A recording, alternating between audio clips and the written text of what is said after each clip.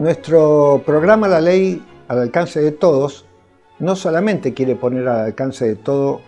las normativas legales y el uso de nuestros derechos constitucionales con respecto a lo que pasa en la provincia o en el país o incluso en el continente americano, sino que también trata de hacer conocer e informar de los grandes temas pendientes que nos dejó el siglo XX y que se prolongan a través de muchas situaciones que pasan en el siglo XXI. Entre ellos, como hemos hecho reiteradamente en varios programas, tenemos que referirnos a la causa de Armenia y en general a la causa de la limpieza étnica que ejecutó de modo autoritario y criminal el gobierno en poder de los sucesores y del propio Atatürk, el gobierno denominado de los jóvenes turcos, un gobierno militar que aparece después de que el Imperio Otomano, durante la Primera Guerra Mundial y después que el Imperio Otomano es derrotado. Esta política, que tiene una planificación y que incluso llegó en su momento a querer presentarse como el interés era modernizar el Imperio Otomano decadente, y en un momento, hasta el año 1913, muchos intelectuales y personas interesadas de la comunidad armenia participaban de un mismo grupo con turcos para un comité llamado una Comisión Nacional o un comité, un centro de unidad y progreso.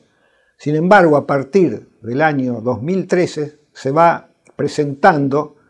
una realidad en que el sector turco, el sector militar turco y teóricos turcos va pasando cada vez más a un racismo fascista excluyente,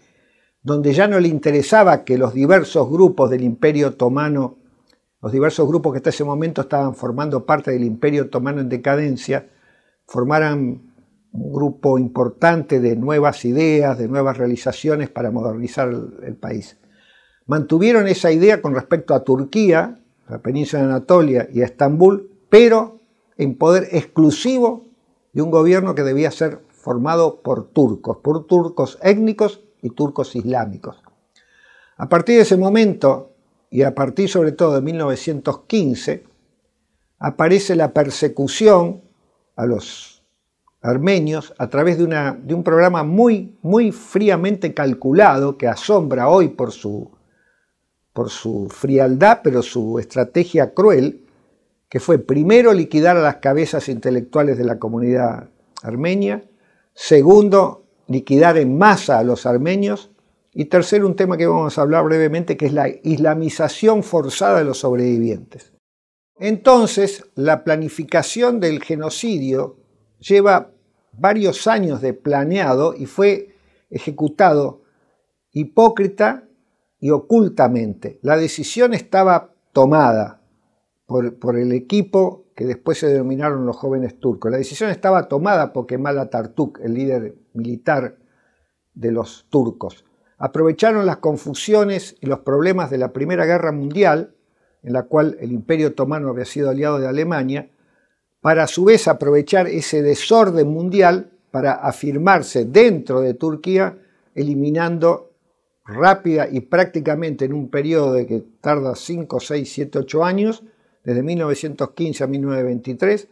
no solamente a los armenios, sino a otras minorías y especialmente a las minorías griegas. Quiere decir, el propósito de los jóvenes turcos era crear un Estado turco aparentemente occidentalizado, donde incluso se le dio hasta la forma de vestir de la gente, se eliminaron para los propios musulmanes sus propias costumbres o hábitos sociales, porque se prohibió el turbante, se obligó a la gente a afeitarse la barba, se quitaron un montón, pero el tema era, somos turcos islámicos, acá se habla turco, nuestra cultura es turca y lo demás son cuerpos extraños.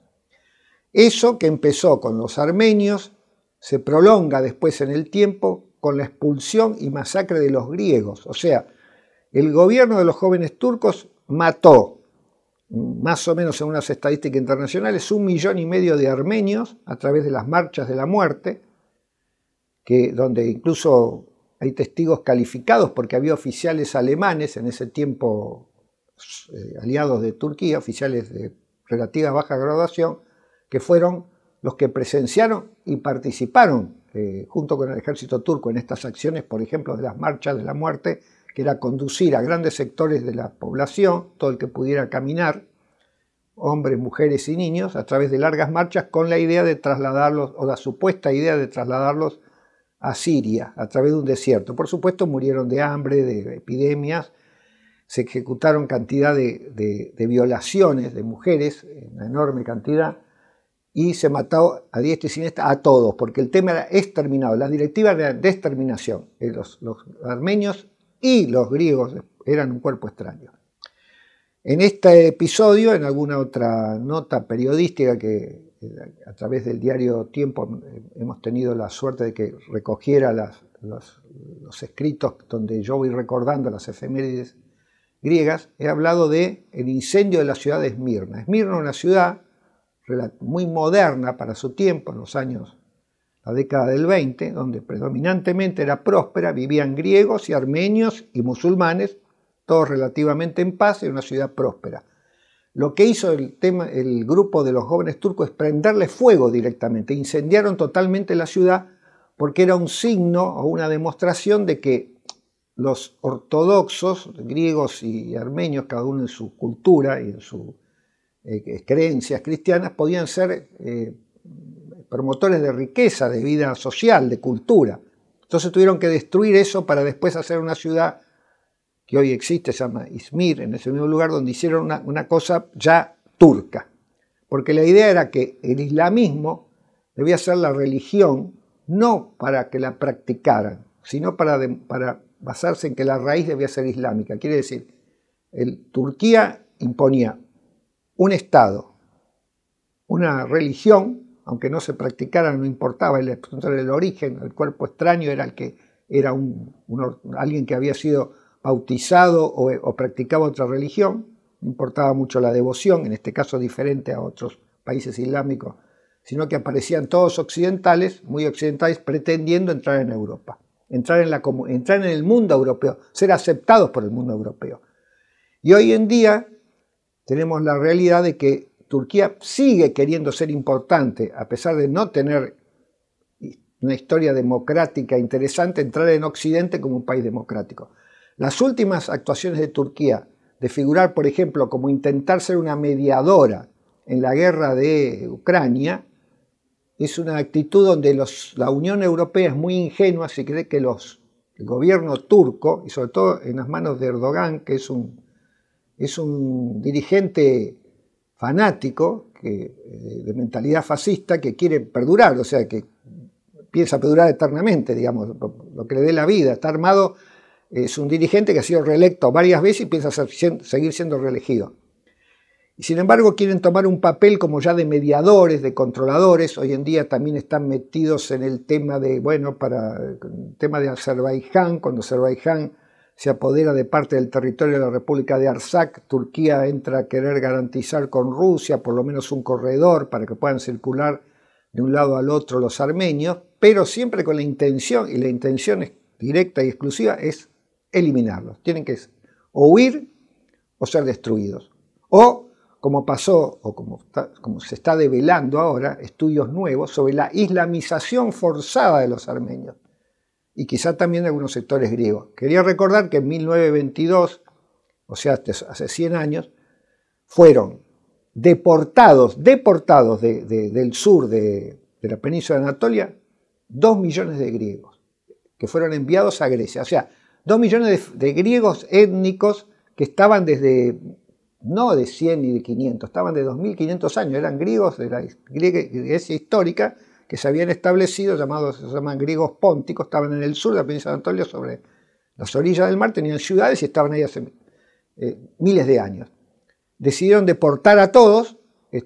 y a través de una supuesta compensación de extranjeros de cada lado, y resulta que había 2 millones de griegos en Anatolia y había 350.000 turcos en Grecia. Esos 350.000 turcos volvieron y como la expulsión implicaba llevarse lo que se podía llevar puesto en una valija,